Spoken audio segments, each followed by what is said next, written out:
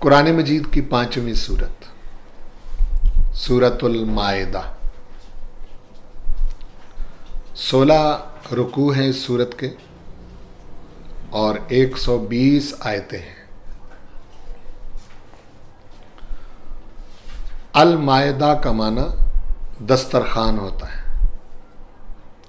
اس سورت کے اندر حضرت عیسیٰ علیہ السلام کی قوم پر جو آسمان سے مائدہ اتارا گیا تھا، دسترخوان جس پر طرح طرح کی نعمتیں موجود تھیں، اس کا ذکر ہے۔ اس المائدہ کی وجہ سے اس سورت کا نام سورۃ المائدہ رکھا گیا ہے۔ جتنی بھی صورتیں ہیں نا قرآن مجید کی، اس میں کوئی نہ کوئی اہم واقعہ ہوتا ہے جس سے اس سورت کا نام اللہ تعالیٰ نے رکھا ہے۔ یہ صورتوں کے نام اللہ تعالیٰ کی طرف سے ہیں، یہ خود نہیں رکھے صحابہ کرام نے یا رسول کریم صلی اللہ علیہ وسلم نے خود ان ناموں کو ترتیب نہیں دیا، بلکہ یہ اللہ تعالیٰ کی طرف سے ہیں یہ صورتوں کے نام۔ یہ سورہ پاک وہ صورت ہے جس میں سب سے زیادہ اسلامی شریعت کے احکام دیے گئے ہیں۔ پورے قرآن مجید میں یہ واحد صورت ہے۔ جو پچھلی صورت گزری ہے اس کا خطاب تھا یا ایھا الناس اتقوا ربکم الذی خلقکم من نفس واحدہ، یہاں سے شروع ہو رہی ہے سورۃ النساء، سورت نمبر 4 جو ہے قرآن پاک کی۔ یہ جو سورت نمبر 5 ہے سورۃ المائدہ، یہ یا ایھا الذین آمنوا سے شروع ہو رہی ہے۔ یا ایھا الناس اور یا ایھا الذین آمنوا میں فرق یہ ہے کہ وہاں خطاب پوری انسانیت کو ہے اور یہاں خطاب ایمان والوں کو ہے۔ ٹھیک ہے، تو اب ایمان والے متوجہ ہوں گے نا اس بات کی طرف کہ ہمیں کیا کہا جا رہا ہے۔ یاد رکھیں کہ قرآن مجید جب یا ایھا الذین آمنوا کہہ کر آپ سے خطاب کرتا ہے تو پھر مومن پر لازم ہوتا ہے کہ وہ توجہ سے سنیں کہ مجھے کیا کہا جا رہا ہے۔ اعوذ باللہ من الشیطان الرجیم، بسم اللہ الرحمن الرحیم۔ یا ایھا الذین آمنوا، اے وہ لوگو جو ایمان لائے ہو، اے مومنو، اے ایمان والو، اے مان لینے والو، یہ سبھی معنی آپ کر سکتے ہیں۔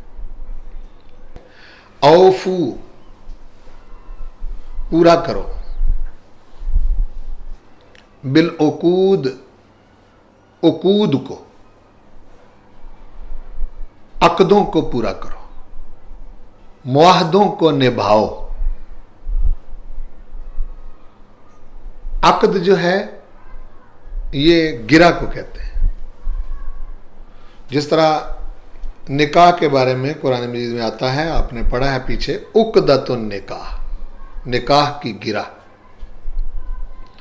اب یہ ایک خاتون اور ایک مرد کے درمیان عقد ہوتا ہے، معاہدہ ہوتا ہے، اور اس عقد کے ذریعے حقوق متعین ہوتے ہیں اور فرائض متعین ہوتے ہیں کہ عورت کے ذمے کیا چیز ہے اور اس کا حق مرد پر کیا ہے، مرد کے ذمے کیا چیز ہے اور مرد کا حق عورت پر کیا ہے۔ یہ نکاح کے ساتھ عقد باندھا جاتا ہے۔ ٹھیک ہے، اس لیے اس کو کہا عقدۃ النکاح۔ بات کو سمجھنے کی کوشش کریں، میں آگے آپ کو کیا سمجھانا چاہ رہا ہوں۔ جس وقت آپ لین دین کرتے ہیں اس وقت بھی آپ عقد کرتے ہیں، آپ پیسے دیتے ہیں اور اس کے بدلے میں کوئی چیز لیتے ہیں، یہ بھی ایک عقد ہے۔ عقد وہ ہوتا ہے جہاں ہم ایک دوسرے کے ساتھ کوئی نہ کوئی معاہدہ کرتے ہیں کہ بھئی میں یوں کروں گا، تم نے یوں کرنا ہے، میرے ذمے یہ ہے، تیرے ذمے یہ ہے۔ جب بندہ، دیکھو کتنا زبردست اس آیت کا لنک ہے اس کے ساتھ، ابھی آپ کا ذہن اس طرف نہیں گیا جو میں کہنا چاہ رہا ہوں۔ جب کہا یا ایھا الذین آمنوا، تو اب آپ یا ایھا الناس سے نکل کر خاص لوگ ہو گئے ہیں۔ پہلے آپ سب انسانوں میں شامل تھے، اب جب کہا اے ایمان والو، تو اب تم سارے انسانوں میں تو تم شامل، انسان تو تم ہو ہی، لیکن انسانوں میں سے تم ایمان والے ہو، خاص ہو گئے جی. تو جب تم ایمان لائے ہو تو اب تمہارا اللہ اور اس کے رسول کے ساتھ ایک عقد ہو چکا ہے. اب تم وہ لوگ نہیں ہو کہ جو تم اپنی مرضیاں کرو گے. سمجھ آئی بات کی؟ اب تمہارا عقد بن چکا ہے، یعنی ایمان لانے کے ساتھ ہی تمہارا معاہدہ ہو گیا ہے اللہ اور اس کے رسول کے ساتھ کہ ہم ایمان لائے ہیں، اب ہم وہ کریں گے جو ہمارا خدا کہے گا اور وہ کریں گے جو ہمارے نبی کہیں گے. تو اب اس میں پورا دین آ گیا ہے. غور کریں، یہ اتنا ہی لفظ جو ہے نا یہ کافی ہے. یا ایھا الذین آمنو، اے ایمان والو، اوفو، پورا کرو، بالعقود، عقدوں کو. اب جب تم ایمان والے ہو گئے ہو، اب تم پر اس عقد کے اندر نماز بھی شامل ہے، اس عقد میں روزہ بھی شامل ہے، اس عقد میں زکوٰۃ کی ادائیگی بھی شامل ہے. وہ عاموں پر، دوسرے لوگوں پر نہیں، کافروں پر تو نہیں نا جی. وہ کافر تو نماز نہیں پڑھتے، کافر تو روزے نہیں رکھتے، کافر تو حج نہیں کرتے، ٹھیک ہے نا جی. کافر تو زکوٰۃ ادا نہیں کرتے، ان پر تو لازم ہی نہیں. اب سب جتنے بھی احکام شریعت کے آپ کتابوں میں پڑھتے ہیں اس میں کچھ شرائط ہیں، اور شرائط میں سے پہلی شرط الاسلام، مسلمان ہونا ہوتی ہے. کہ مسلمان ہے تو نماز فرض ہے، مسلمان ہے تو روزہ فرض ہے، مسلمان ہے تو جب اس پر لازم ہوگا تو حج فرض ہے، مسلمان ہے اس پر نصاب کے مطابق مال اس کے پاس آ گیا تو زکوٰۃ فرض ہے. تو یہ عقد ہیں بندے ہوئے آپ کے ساتھ. اس کے ساتھ بہت ساری چیزیں جڑی ہوئی ہیں. مین تو ایک ہی ہے کہ تم نے ایمان قبول کر کے اللہ اور اس کے رسول کے ساتھ ایک معاہدہ کر لیا ہے کہ اب ہم نے ایمان والا رہ کے زندگی بسر کرنی ہے. تو جب میں تمہیں کہہ رہا ہوں یا ایھا الذین آمنو سے، میں نے تم کو سب سے نکال لیا ہے، علیحدہ کر لیا. اگر ان کو تم حاصل کرنا چاہتے ہو تو پھر میرا تمہارے ساتھ ایمان کی صورت میں ایک معاہدہ ہو چکا ہے، ٹھیک ہے. اس معاہدے کے تحت پھر چھوٹے چھوٹے بڑے معاہدے ہیں. میں اس کی مثال دیتا ہوں. مثال کے طور پر ایک آدمی تاجر ہے، وہ تجارت کرتا ہے، تو اس کے معاہدے کی نوعیت یہ ہے کہ چونکہ وہ ایمان والا ہے تو تجارت کے اندر بے ایمانی نہ کرے، تجارت کے اندر لوگوں کو دھوکہ نہ دے، تجارت کے اندر لوگوں کے ساتھ فریب نہ کرے. یا ایھا الذین آمنو کے اندر مرد بھی شامل ہوتے ہیں، عورتیں بھی شامل ہوتی ہیں. سمجھ آگئی؟ صرف مرد نہیں ہے، اس سے تمام علماء نے یہ لکھا ہے کہ یہاں یا ایھا الذین آمنو کا خطاب آتا ہے، وہاں بالطبع عورتیں شامل ہوتی ہیں، ٹھیک ہے نا. یہ صرف ایسا نہیں ہے کہ صرف مردوں کے لیے احکام ہے، نہیں، عورتوں کے لیے بھی. مسلمان عورت کا ایک دائرہ ہے، یہ باقی عورتوں کی طرح نہیں ہے. پہلے تو اس نے ایمان والی ہونے کے ناطے سے یہ سوچنا ہے کہ میں اس طرح کی آزاد نہیں ہوں جس طرح کی دوسری عورتیں آزاد ہیں. میں پابند ہوں، کس کی؟ اللہ اور اس کے رسول کے حکم کی پابند ہوں. میں نے اس کے مطابق زندگی بسر کرنی ہے. یہ اوفو بالعقود میں شامل ہے کہ مومن عورت جو ہے، مومنہ جو ہے، اس کے گرد ایمان کا حصار ہوتا ہے. اگر وہ یہ سوچے جس طرح کہ ہماری بعض مسلمانوں کے گھر میں بچیاں پیدا تو ہو جاتی ہیں، ہاں جی، لیکن وہ یہ اس چیز کا والدین بھی ان کو احساس نہیں دلاتے، وہ خود بھی اس کو محسوس نہیں کرتی کہ ایمان والی ہونے کا مطلب کیا ہے. ایمان والی ہونے کا معنی کیا ہے کہ اگر آپ کے کام میں اور ایک کافرہ عورت کے کام میں فرق ہی کوئی نہیں تو پھر کیا مطلب ہے ایمان والی ہونے کا؟ دیکھو کہ کافرہ عورت پر نماز فرض نہیں ہے، اس پر نماز فرض نہیں. اچھا، وہ نماز اگر نہیں نہ پڑھتی وہ مومنہ نہیں ہے تو اس کے لیے وہ انعامات بھی نہیں ہیں جن کا وعدہ کیا گیا قرآن مجید میں، بلکہ جگہ جگہ فرمایا کہ ان کو دوزخ میں داخل کیا جائے گا اور وہ اس میں ہمیشہ رہیں گے۔ تو اگر آپ اللہ تعالیٰ کے انعامات کی حقدار بننا چاہتی ہیں تو پھر آپ نے یہ سوچنا ہے کہ میرے اوپر کچھ پابندیاں ہیں۔ مسلمان تو کبھی آزاد ہوتا ہی نہیں۔ مسلمان یہ ذہن سے نکال دے کہ میں مادر پدر آزاد ہوں، بس مجھ سے کچھ بھی نہیں پوچھا جائے گا، بالکل نہیں، ایسا نہیں ہوتا۔ اس نے پابندی میں رہنا ہوتا ہے، اس پر کچھ پابندیاں ہیں۔ پابندیاں اللہ تعالیٰ کی طرف سے ہیں، انسانوں کی طرف سے نہیں۔ یہ جو آئے دن مردوں عورتوں کے جھگڑے اخباروں ٹی وی کی زینت بنتے رہتے ہیں، عورتیں سمجھ رہی ہوتی ہیں کہ مرد پابندی لگا رہے ہیں، مرد سمجھ رہی ہوتی ہیں کہ عورتیں اس کی وجہ بن رہی ہیں، ایسا نہیں ہے۔ جہاں یہ معاملہ ہوگا وہاں گڑبڑ ہوگی۔ اصل یہ حکم کس کی طرف سے ہے؟ اللہ کی طرف سے۔ دیکھو خطاب ہے یا ایھا الذین آمنو، اے ایمان والو، اے مان لینے والو، اے مومنو، اے وہ لوگوں جو ایمان لائے ہو، اوفو پورا کرو، بالعقود عقدوں کو، معاہدوں کو، ایمان کی صورت میں تمہارا جو معاہدہ ہو چکا ہے اس کو پورا کرو۔ آپ کہیں گے جی ایمان کا یہاں کیا ذکر ہے؟ یہاں تو اوفو بالعقود، آمنو میں ایمان کا ذکر ہے نا۔ اے ایمان والو، ایمان کی صورت میں جو تم نے عقد باندھ لیا ہے اس عقد کو پورا کرو۔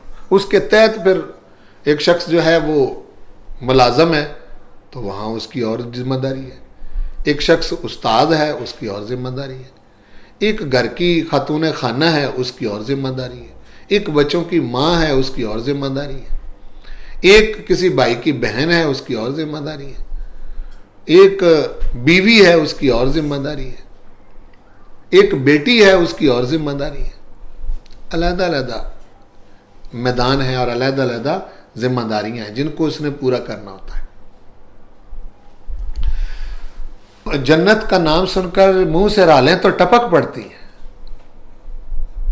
سبحان اللہ جی، کیا بات ہے، اس طرح کی جنت ہے، تکیے لگے ہوں گے، جی دودھ کی نہریں، شہد کی نہریں، انہار من خمر لذت للشاربین، انہار من عسل مصفی، انہار من ماء غیر آسن، سب قرآن مجید میں آتا ہے۔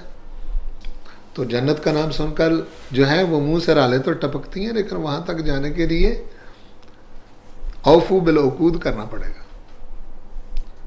پورا کرو عقدوں کو۔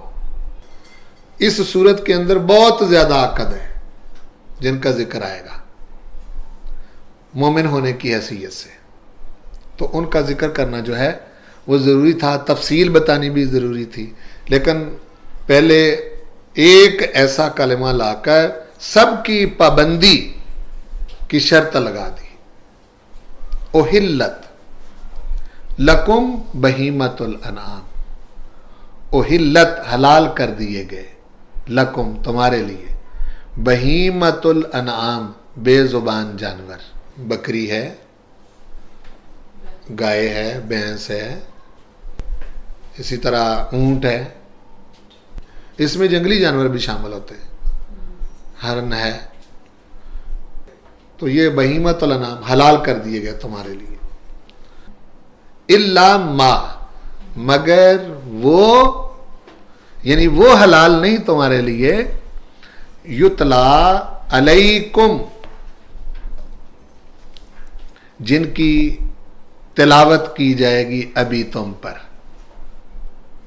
یتلا پڑھ کے سنائے جائیں گے جن کے احکام علیکم تمہیں، ابھی بتایا جائے گا تمہیں، یہ ساتھ ہی ابھی اسی رکوع میں بتایا جائے گا۔ یہ اسی لیے کہا الا ما یتلا علیکم، چونکہ ان کا آگے ذکر آ رہا ہے۔ غیر محل الصید وانتم حرم، دیکھیں غیرہ را کے اوپر زبر آئی، یہ حال ہے، اس حال میں کہ نہ حلال سمجھتے ہوں، غیر محلی، ना हलाल समझते हो अस्सईदा शिकार को, व अन तुम हुरम इस हाल में कि तुम एहराम बांधे हुए हो। जब हज और उम्रे का एहराम बांधा जाता है, वो 2 सफ़ेद चादरें पहन ली जाती हैं, तो उसके साथ ही कुछ पाबंदियां आयद हो जाती हैं। यहां फिर उनमें से भी खास कर दिया कि वो वैसे तो तुम पर हलाल थे, मसलन हिरन हलाल था, लेकिन एहराम बांधा हुआ तो उसकी तरफ इशारा भी नहीं कर सकते, किसी शिकारी को भी नहीं बता सकते कि जी देखो भाई वो हिरन जा रहा है, यूं भी नहीं कह सकते। क्योंकि एहराम की एक अपनी हालत होती है। जिस वक्त आपने एहराम की नीयत कर ली, मर्द के लिए वो 2 चादरें होती हैं, औरत के लिए वो आम लिबास होता है, लेकिन यह कि उसकी कुछ पाबंदियां होती हैं और वो बड़ी जबरदस्त पाबंदियां हैं। मैं कहता हूं कि जरा आप गौर करें इस पर कि जहां 5000 बंदे का इज्तिमा हो, मर्द और औरत जो है वहां इकट्ठे हो, तो वहां कोई शख्स श्योरिटी नहीं दे सकता कि किस की किस वक्त क्या हो जाना है और किसकी इज्जत जो है दांव पर लग जानी है। 27 लाख का इज्तिमा हो और औरत पर पाबंदी हो कि चेहरा नहीं ढांपना। उम्रा और हज का एहराम, वहां औरत पर चेहरा ढांपने की पाबंदी है, अगर चेहरा ढांपेगी दम लाजम आ जाता है। 26-27 लाख का इज्तिमा हो, जब आप तवाफ कर रहे होते हैं ना बैतुल्लाह शरीफ का, उस वक्त आपका कंधे से कंधा इस तरह से टकरा रहा होता है कि बाज़ औक़ात बंदे उसमें पीस जाते हैं और औरतें मर्द इकट्ठे होते हैं। ये नहीं होता कि भाई अब कोई 2 घंटे मर्द तवाफ कर लें फिर औरतें कर लें, यूं नहीं होता, इकट्ठे ही तवाफ कर रहे हैं। अरफात में इकट्ठे हैं, मिना में इकट्ठे हैं, मुजदलफा में इकट्ठे हैं, ठीक है, तवाफ ज़ियारत में इकट्ठे हैं, रमी जिमार में इकट्ठे हैं, हर जगह पर इकट्ठे हैं। औरत पर चेहरे की पाबंदी है, जब तक उसकी कुर्बानी नहीं हो जानी उस वक़्त तक जो है चेहरे की पाबंदी है कि चेहरा नहीं ढांपना। और दुनिया के अंदर जो है वो खूबसूरत किस्म के लोग पाए जाते हैं, मर्दों में भी और औरतों में भी।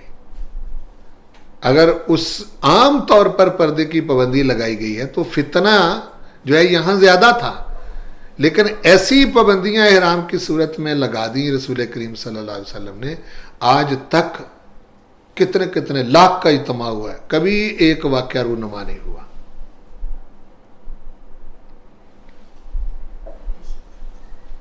चूंकि उसके अंदर ये एहसास होता है कि मैं तो अपने सर का बाल भी नहीं उखेड़ सकता, ये भी एहसास होता है कि मैं तो अपने सर की जूं भी नहीं मार सकता, मैं ज़मीन पर बैठा हुआ हूं तो मैं तो तिनका भी नहीं उखेड़ सकता, तोड़ नहीं सकता। वहां होते हुए किसी किस्म का कोई ख्याल उसके ज़हन पर इसका गलबा नहीं होता। हालांकि वहीं फिर रही होती हैं औरतें साथ ही, और अल्लाह ताला के जलाल का गलबा होता है।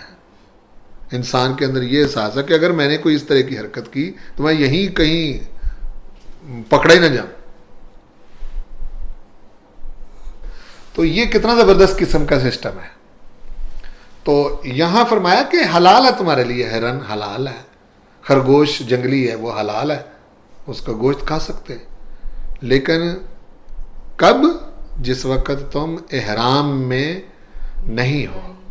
यानी ये भी एक हालत बताई कि इस हालत में तुम यूं भी नहीं कर सकते। गैरा मुहिल्ली, इस हाल में कि ना हलाल समझते हुए अस्सईदा शिकार को, व अंतुम हुरुम, इस हाल में कि तुम एहराम की हालत में हो, हुरुम। अच्छा, ये बाज़ औक़ात बंदे को समझ नहीं आती, समझ नहीं आती किस किस्म की पाबंदियां जहां नहीं ना होती वहां तबाही है। वो बेशक घर हो, स्कूल हो, कॉलेज हो, मदरसा हो, बाहर ہو جہاں پابندی ہی نہیں وہاں بربادی بربادی. یہ سمجھ نہیں آتی. اس سمجھ کو یہ جو خیالات کے اندر ایک غلط کیڑا گھس جاتا ہے بعض اوقات, اس کیڑے کو مارنے کے لیے اللہ تعالیٰ نے اگلی بات کی ہے. اب میں تم سے پوچھ پوچھ کے پابندیاں لگاؤں گا. ان اللہ یحکم ما یرید, بے شک اللہ تعالیٰ حکم دیتا ہے جو چاہتا ہے. شروع بھی کہاں سے ہوئی اور آگے اختتام کیسا ہوا اس کا؟ شروع یہ ہے کہ اے ایمان والو عقدوں کو پورا کرو, معاہدوں کو نبھاؤ, عہد پورا کرو جو تم نے کلمے کی صورت میں ایمان کی صورت میں ہم سے باندھ لی ہے اس کو پورا کرو. آگے فرمایا کہ احکام تمہیں ملیں گے ہماری طرف سے. بعض اوقات ایسے حکم ہوں گے جو تمہاری سمجھ میں نہیں آئیں گے, تو وہاں فرمایا بے شک اللہ تعالیٰ حکم دیتا ہے جو چاہتا ہے. اب ہم نے تم سے پوچھ کے تھوڑے حکم دے رہے ہیں. اچھا, اس میں جو الا ما یتلا علیہم ہے اس کو پہلے پڑھ لیں, پھر ہم اگلی آیت پڑھتے ہیں. وہ اس آیت کے بعد ہے حرمت علیکم المیتۃ. یہ جو اللہ نے فرمایا تھا نا مگر وہ جو پڑھ کے سنائے جائیں گے تمہیں, وہ یہ ہے حرمت علیکم, حرام کر دیا گیا تم پر, المیتۃ مردار, ذبح کے بغیر مرا ہوا جانور, المیتۃ والدم, اور خون یعنی بہتا ہوا خون. یہ بڑی ساری دنیا کے اندر بہت ساری دنیا کے لوگ جو مسلمان نہیں وہ خون پیتے ہیں, اس سے حیوانیت پیدا ہوتی ہے. ٹھیک ہے, اس کے اندر احساس نہیں رہتا کسی چیز کا. تو ایمان والوں کے اوپر وہ حرام کر دیا گیا. حرام کر دیا گیا تم پر المیتۃ مردار, والدم اور خون, ولحم الخنزیر, اور خنزیر کا گوشت. لحم گوشت کو کہتے ہیں, الخنزیر سور کو کہتے ہیں. اس کا سب کچھ حرام ہے, اس کی کوئی چیز بھی استعمال کے قابل نہیں. ایک بندے نے مجھ سے سوال کیا کہ یہ اتنا ہی اگر برا تھا تو اس کو پیدا کیوں کیا گیا؟ میں نے کہا وہ تیرے جیسوں کی آزمائش کرنے کے لیے, کہ دیکھا جائے کہ تم اس عہد کو پورا بھی کرتے ہو یا نہیں کرتے. اوٹ پٹانگ قسم کے سوال ہیں نا جی. حالانکہ اللہ تعالیٰ ان اللہ یحکم ما یرید میں سب کچھ کیا ہے, جو حکم الہی ہوتا ہے اور قرآن کا جو حکم ہوتا ہے اس میں یہ کیوں کیسے کے سوالات نہیں کرنے چاہیے. ٹھیک ہے, کیوں جی, کیسے, اس کی کیا وجہ ہے جی. یہ مومن کا کام نہیں ہوتا. مومن کا کام ہوتا ہے کہ حکم آیا اس کی تعمیل کرنی, بس. یہ جو کیوں کیسے والے ہیں یہ سب مارے جاتے ہیں, تباہ ہو جاتے ہیں. اللہ کا حکم ہے, بس ٹھیک ہے, میں اس کا بندہ ہوں, مومن. حرمت علیکم المیتۃ والدم ولحم الخنزیر, خنزیر کا گوشت. اب لوگوں نے بہت اس پر کتابیں لکھی ہیں, خنزیر کا گوشت کیوں حرام ہے. اب اس پر لحم الخنزیر پر جو ہے وہ ہزار صفحے کی کتاب موجود ہے, اور اس میں انہوں نے وجہ بیان کی ہیں کہ اس وجہ سے حرام ہے, اس وجہ سے حرام ہے, اس وجہ سے حرام ہے, اس وجہ سے حرام ہے. اگر ہم ان کو ڈیٹیل سے بیان کریں تو بہت بڑی لمبی فہرست بن جاتی. مین چیز میں آپ کو سمجھا دیتا ہوں, اس کو سمجھ لیں کہ جس جانور کا جس حصے کا گوشت کھایا جاتا ہے, انسانی جسم پر اس حصے کا اور اس جانور کی عادتوں اور اس کی طبیعتوں کا مزاج اثر کرتا ہے.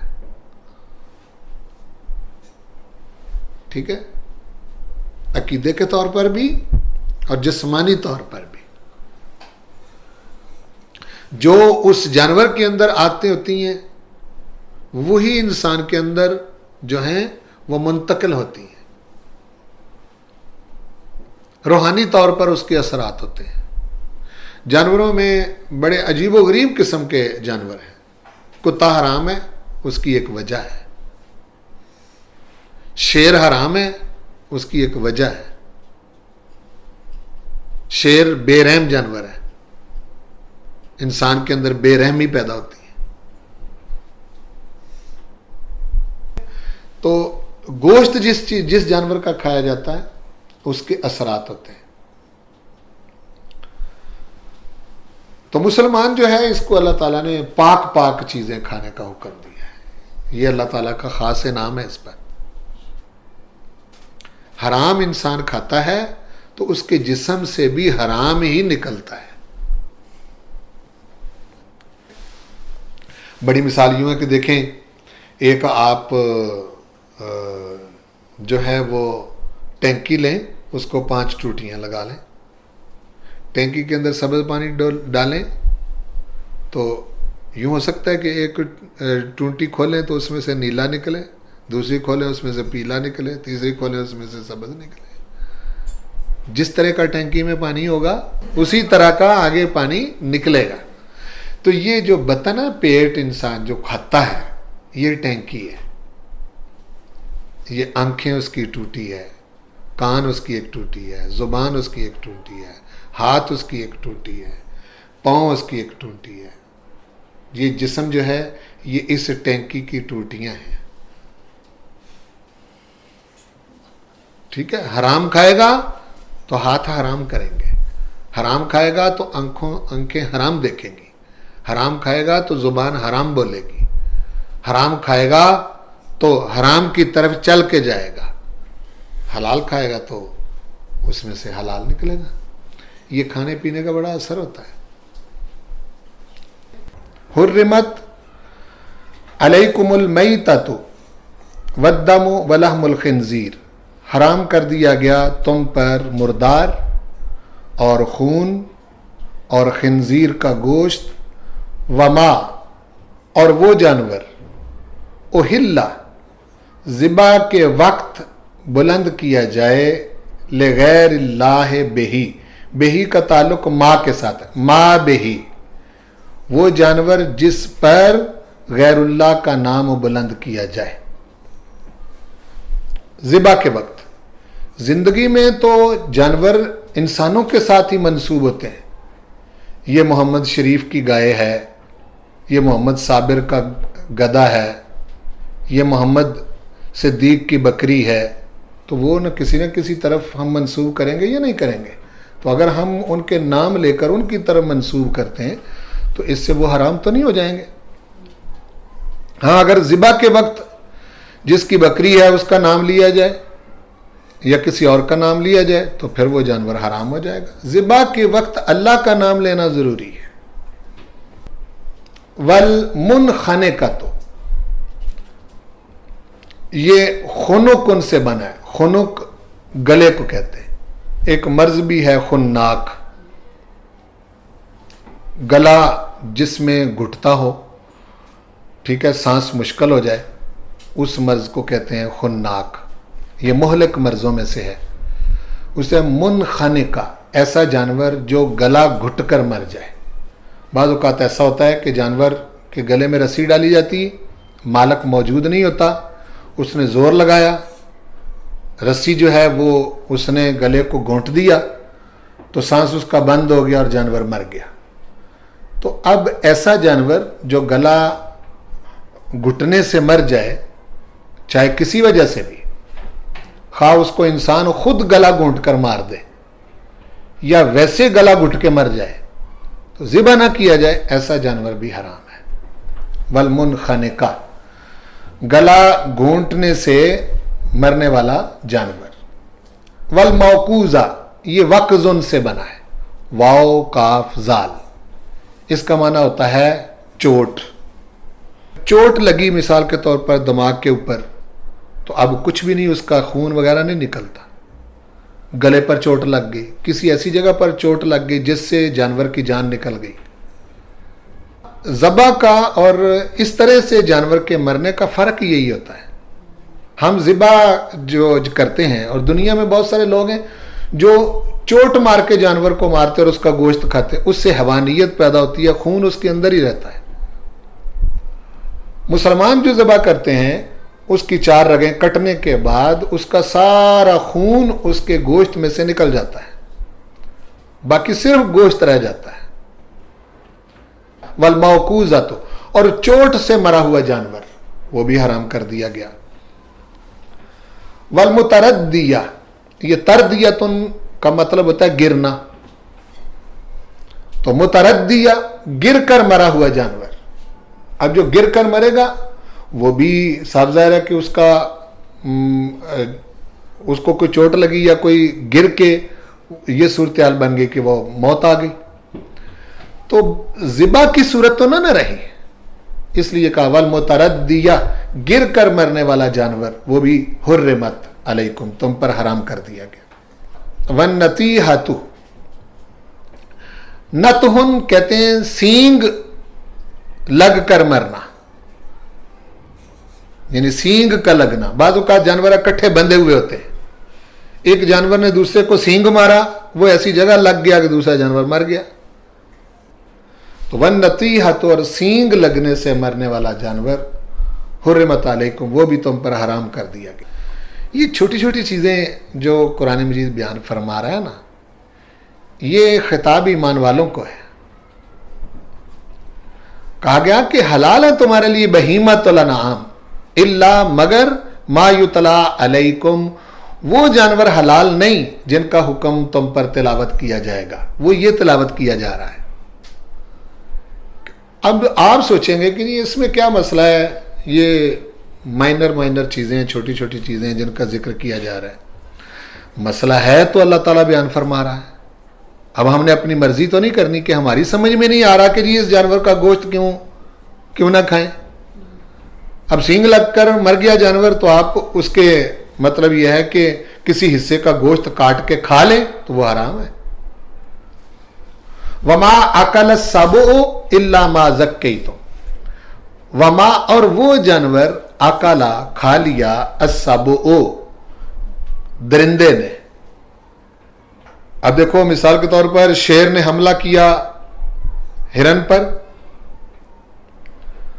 اس نے ابھی عربی جانور جو ہے وہ زندہ ہے، ایسے حصے کا گوشت وہ کھا کے چلا گیا کہ باقی ہرن جو ہے وہ زندہ ہے. اب آپ نے چھری لی اور اس کو ذبح کر لیا، تو جس حصے سے اس نے کھایا اس کو کاٹ کر پھینک دیں، باقی جانور جو ہے وہ تمہارے لیے حلال ہے چونکہ تم نے ذبح کر لیا ہے. وما اکل السبع، اور وہ جانور اکلا کھا لے، السبع درندہ، الا مگر، ما زکیتم جس کو تم ذبح کر لو. یعنی اگر جانور نے وہ کھایا ہوا ہے اور وہ وہیں مر گیا ہے تو اس کو تو تم نے ذبح نہیں کیا، وہ تمہارے لیے حلال نہیں. حلال کی صورت ایک بتا دی کہ الا ما زکیتم، مگر وہ جس کو تم ذبح کر لو. آگے فرمایا کہ وما ذبح علی النصب، اور وہ جانور جن کو ذبح کیا گیا ہو نصب پر. نصب کیا ہے؟ یہ نصب ایک چیز کو گاڑنا ہوتا ہے. جہاں ان کے بت ہوتے تھے اس کے آگے وہ ایک پتھر گاڑتے تھے مشرکین، تو وہ کوئی جانور لے جا کر اس بت کی رضامندگی کے لیے اس پتھر کے قریب جا کے وہاں ذبح کرتے تھے. وما ذبح علی النصب، علن نصب، نصب پر جو جانور ذبح کیا جائے وہ تمہارے لیے جائز نہیں. سمجھ آئی ہے؟ وَأَن تَسْتَقْسِمُوا، اور یہ کہ تم تقسیم کرو، بالازلام، تیروں کے ساتھ. وہ کیا ہوتا تھا کہ مشرکین نے ایک تھیلا رکھا ہوتا تھا، ایک پر لکھا ہوتا تھا الرب، ایک پر لکھا ہوتا تھا النصف، ایک پر لکھا ہوتا تھا الثلث، ایک پر لکھا ہوتا تھا الکامل، تو ایک پر لکھا ہوتا تھا الصفر خالی. تو وہ جانور ایک ذبح کر لیتے. تو قرآن اندازی کون کا طریقہ یہ تھا کہ بھائی ایک تیر اٹھاؤ، وہ تیر اٹھاتا، اس پر نصب لکھا ہوتا تو آدھا جانور اس کا، جس پر الرب لکھا ہوتا تھا اس کا 1/4 جانور اس کا. اسی طرح جتنا اس کے اوپر لکھا ہوتا تو وہ اس کو دے دیا جاتا. اس طرح جو ہے وہ غیر منصفانہ تقسیم ہوتی. اگر کئی 4 آدمیوں نے مل کے ایک جانور کو ذبح کیا ہے، جس طرح ہم قربانی میں کرتے ہیں 7 آدمیوں کے لیے بڑی قربانی کو، تو ہم برابر 7 حصے ان کے تقسیم کرتے ہیں. اس حد تک کہ اگر ہم کہتے ہیں کہ اگر اس جانور کا گوشت تول کر تقسیم نہ کیا جائے تو پھر ایک کو کم جائے ایک کو زیادہ جائے تو 7 میں سے کسی کی بھی قربانی نہیں ہوتی. ٹھیک ہے، اس حد تک احتیاط ہوتی. تو یہ جو قرآن اندازیاں جس میں بے انصافی ہوتی ہے، یہ جوئے کے تیر ہوتے تھے. جوا کھیلنے کا ایک طریقہ تھا ان کا، عربوں کا. آج بھی اس کی کئی شکلیں ہیں، اس کی بہت ساری شکلیں. آپ کبھی کسی خاص مقامات جہاں یہ میلے لگتے ہیں یا کسی جگہ جاتے ہیں تو وہاں وہ قسمت کا حال معلوم کرنے والے لوگ بیٹھے ہوئے ہوتے ہیں. ٹھیک ہے، وہ ایک چکر سا ہوتا ہے، اس کو گھماتے ہیں. وہ سوئی ایک جگہ ٹھہر جاتی ہے، دوسری جگہ ٹھہر جاتی ہے. ایک تیرا حال بڑا اچھا رہے گا، تیرا دن بڑا بدقسمت رہے گا، اگلا سال تمہارا گیا، اس سے اگلا گیا، ویسے ہی بیکار گیا. اس طرح سی چیزیں جو ہے نا وہ لکھی ہوئی ہوتی ہیں. اب دیکھو، اور کئی جگہوں پر شہر میں جائیں سٹی پر تو فٹ پاتھوں پر بھی بیٹھے ہوتے ہیں اسی طرح کے لوگ. ٹھیک ہے نا. تو میں کئیوں کو کہتا ہوں کہ اگر اس نے یہ قسمت اتنی اچھی معلوم کر لیتا تو خود فٹ پاتھ پر بیٹھ کر کیوں زندگی بسر کر رہا ہے. ٹھیک ہے نا، یہ بالکل بیکار سا ہے. اور بعضوں نے تو وہ طوطے رکھے ہوتے ہیں، آگے کارڈ رکھے ہوئے ہوتے ہیں، وہ طوطے کو ایسے چھڑی پر اٹھا کر اور اس کے اوپر لے جا کے وہ طوطا ایسے چھوٹے اس کو سدایا ہوا ہوتا ہے، وہ گھومتا اس میں سے ایک لفافہ اٹھا کے اس میں سے نکال کر وہ کہتے ہیں ہاں جی تمہیں زندگی میں ایک بڑا اچھا سفر نصیب ہوگا، اللہ تمہیں نیک اولاد دے گا، تمہیں رزق بہت وسیع ملے گا. اس طرح کی چیزیں اس کے اوپر لکھی ہوتی ہیں. جن لوگوں نے طوطوں سے اپنی قسمتیں معلوم کرنی ہیں، ہاں جی، ان سے بڑا وہمی آدمی کون ہو سکتا ہے. ایمان والا اپنے رب پر کامل یقین کے ساتھ اپنی زندگی بسر کرتا ہے.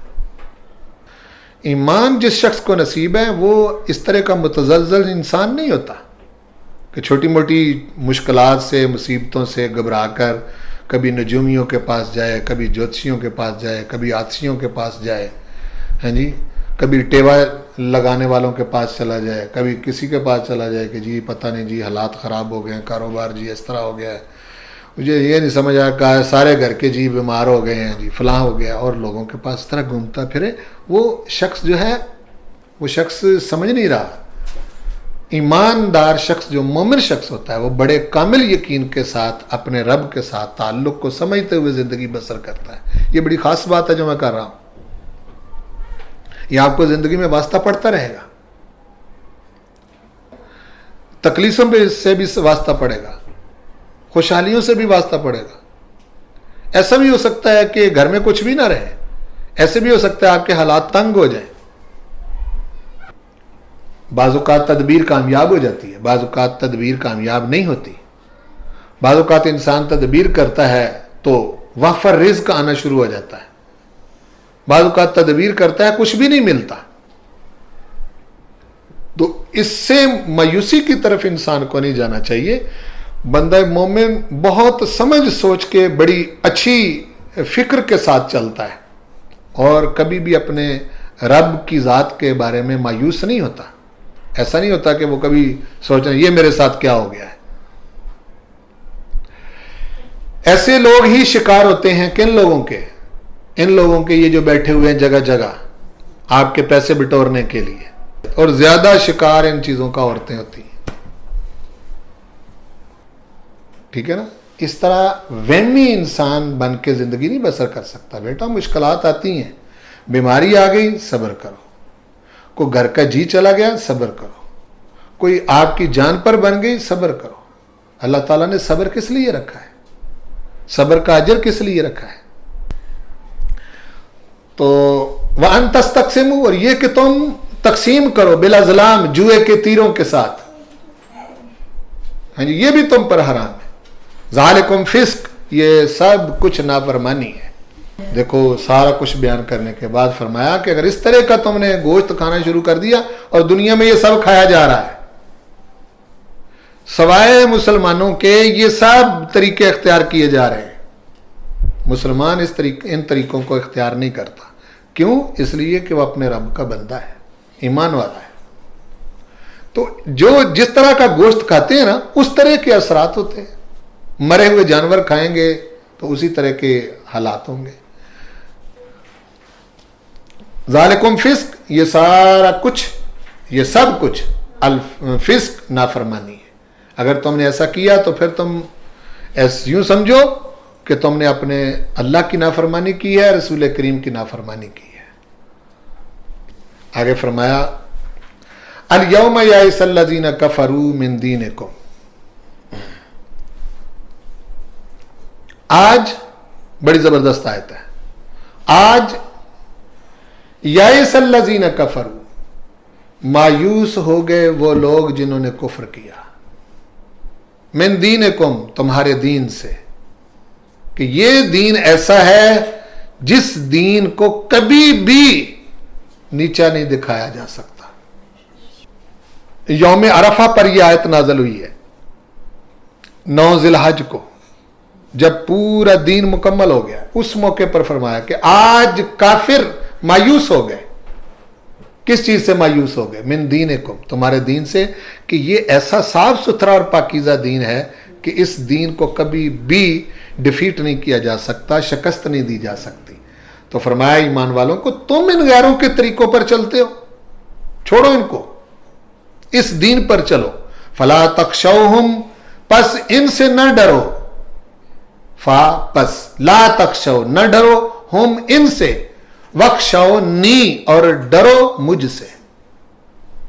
ان سے نہ ڈرو, ڈرو مجھ سے. آج مسلمان کے زوال کا سبب بھی یہی ہے کہ یہ غیروں سے ڈر رہا ہے. الیوم اکملت لکم دینکم, آج میں نے مکمل کر دیا تمہارے لیے تمہارا دین. واتممت علیکم, اور میں نے مکمل کر دی تم پر نعمتی, اپنی نعمت.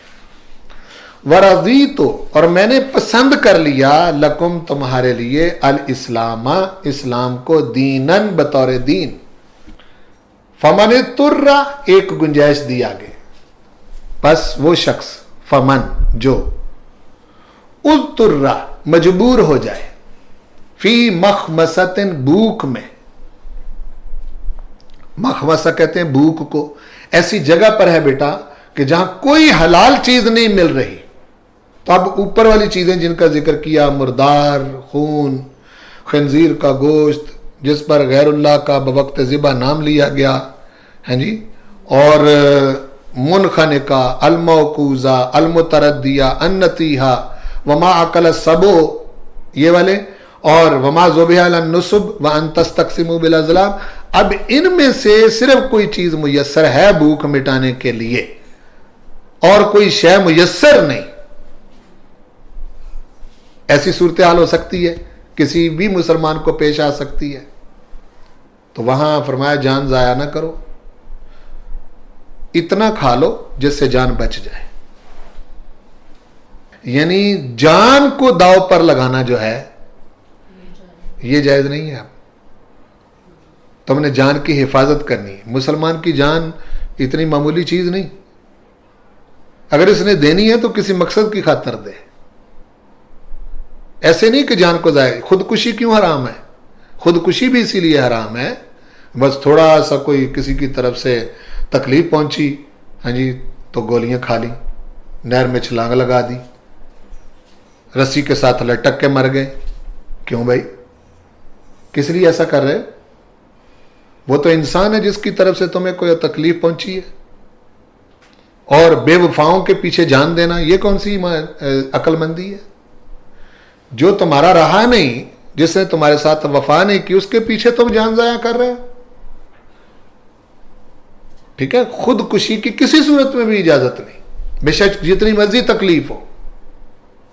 اب بعض اوقات تکلیف اس طرح کی ہو جاتی ہے انسان کو, گردے کی, پیٹ کی, دل کی, یا کوئی بھی, کہتا ہے اس جینے سے تو بہتر میں مر جاؤں. تو اب کیا ہے کہ وہ زہر کھا کے مر جائے گا؟ نہیں, بلکہ تکلیف برداشت کرے اور اللہ کے حکم کا انتظار کرے. خودکشی جو ہے یہ حرام ہے، اور اس کا اتنا بڑا وبال ہے کہ جس حالت میں، جس اذیت میں خودکشی کرنے والا مرتا ہے، حضور نے فرمایا کہ قیامت کے دن اٹھنے تک اسی تکلیف میں مبتلا رہتا ہے. اب کیا پتہ قیامت کب آنی ہے. دنیا کے اندر مومن کے لیے جائز نہیں کہ وہ خودکشی کرے. غیر قومیں شوقیہ خودکشی کرتے، لوگوں کو اکٹھا کر کے خودکشی کرتے ہیں. یہ جاپانی لوگ جو ہیں، ہاں جی، بیٹے نے وفا نے کی خودکشی کر لی، بیوی نے وفا نے کی خودکشی کر لی، اولاد نے وفا نے کی خودکشی کر لی، نوکری سے کسی وجہ سے ہاتھ دھونے پڑ گئے خودکشی کر لی. یہ تو ایسے جذباتی انسان کا فیصلہ ہوتا ہے جس کو معلوم ہی نہیں کہ ہم کس مقصد کے لیے دنیا میں آئے. یہاں ہم مرنے کے لیے نہیں آئے. ایک وقت ہے اللہ کا دیا ہوا، اس کو ہم نے اللہ کے حکم کے مطابق گزارنا ہے. ٹھیک ہے نا جی. یہ بہت تربیتی باتیں ہیں جو میں آپ کے ساتھ کر رہا ہوں، اور یہ سمجھنے والی چیزیں ہیں. ان لوگوں کو پڑھیں جنہوں نے دکھ کے اندر اپنے رب کے حکم کے مطابق زندگیاں بسر کی ہیں. اس دنیا کے اندر سکھ کم ہے، ایک سے ایک بڑھ کر دکھ.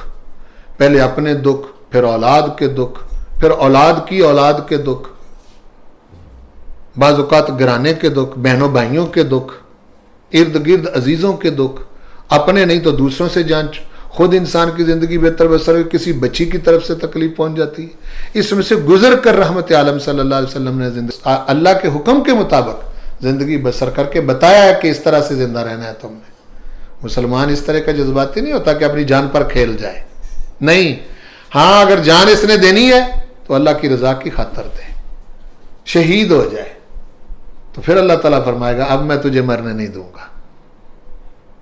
بلا یاؤن زندہ ہے پھر. ٹھیک ہے نا. جان بھی دینی ہے تو کسی مقصد کی خاطر دے نا. ایسی جان ضائع کر دی. جان تو بڑی قیمتی چیز ہے.